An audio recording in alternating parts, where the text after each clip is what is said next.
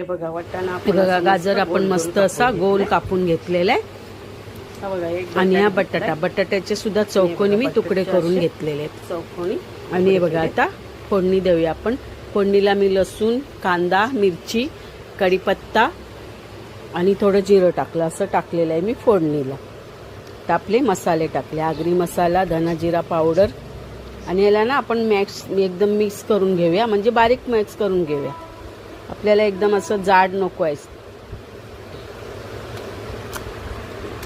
तर बघा मी मस्त असं मऊ करून घेतलं, थोडं पाणी टाकलं आणि ते गाजर, वाटाणा आणि बटाट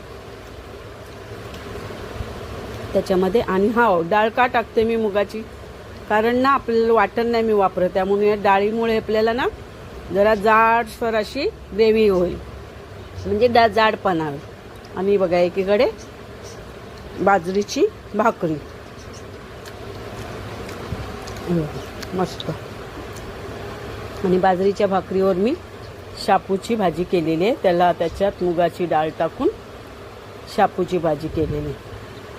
तर हे आहे आजचं आपलं गुरुवारचं जेवण.